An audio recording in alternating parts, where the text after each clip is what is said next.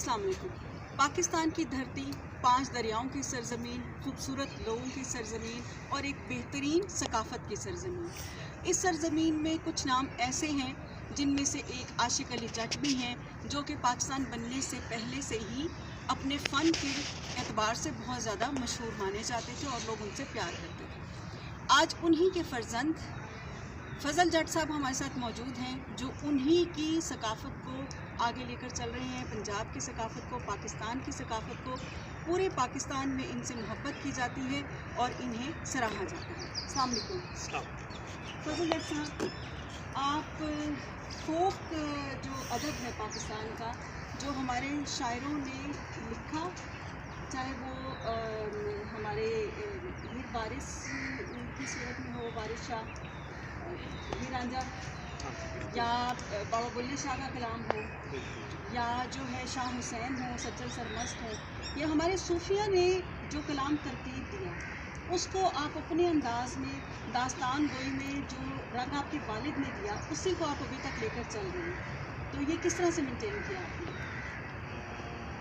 सबसे पहले तो आपका शुक्रिया बहन जी कि आप मुझसे बात कर रहे हैं, क्योंकि आपका चैनल भी ज़ाहिर है देखा जाता है, देखिए तो मैं समझता हूँ जो बातें आपसे आज होंगी तो वो आने वाली नस्ल के साथ मिलनी चाहिए। और क्योंकि आज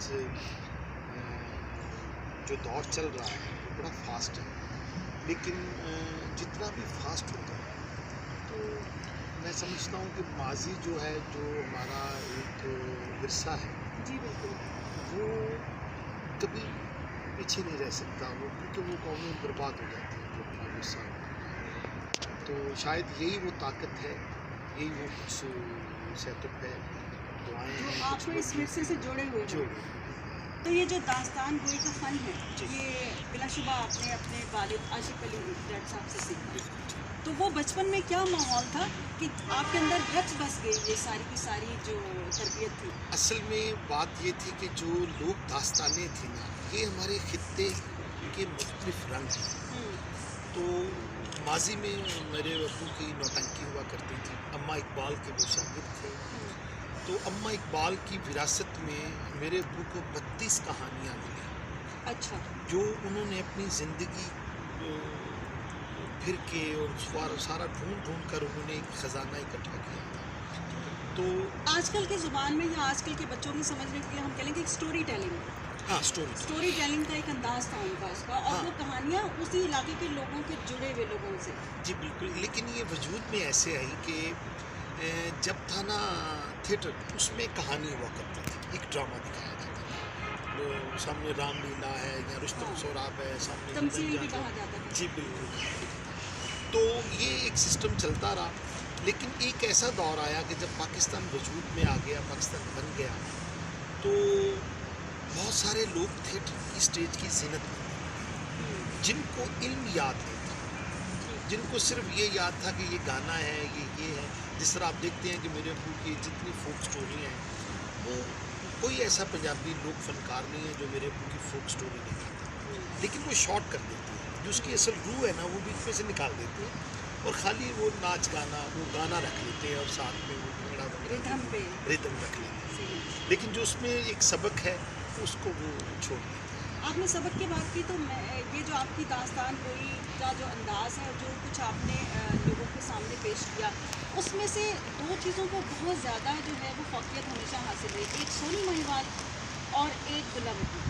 तो दुल्ला भट्टी की तरफ आ जाते हैं। हाँ जी, दुल्ला भट्टी, बिल्कुल जी, दुल्ला भट्टी एक ऐसा फ्रीडम फाइटर है हमारा, एक ऐसा सूरमा है। जिस तरह हम बात करते हैं जो है ना सिकंदर आज़म की, सिकंदर आज़म रिंद, जिसको हम रिंद बलोच कहते हैं, वो हैं, या कोई भी जो सूर में हमारे पास बहुत से हैं। हमारे पास गुल बीबी है, गुल बीबी बलोच बहुत बड़ी वो हमारा, जिस तरह हमारे पास ये बड़े सग़ीर में आज़ादी से पहले जिन लोगों ने उस वक़्त आवाज़ उठाई आज़ादी की, यस, ये बहुत सुने, वो हीरोज़ हमारे, वो हीरोज़ हैं, और ये हर जगह में है, ये सिर्फ पंजाब में नहीं है, ये बलूचिस्तान में भी है, ये सारे बड़े सग़ीर में ही आपको मिले। बड़े से। तो उस वक्त जो लोग आमरीत के सामने खड़े होते थे वो पॉपुलर होते थे, तो उनकी फिर कहानियाँ बनती थी। सीना बसीना उनको माँ अपने बच्चों को सुना रही है कि भाई तुम सो जाओ, उन्होंने कहा नहीं अभी साथ तुम कहानी सुनो।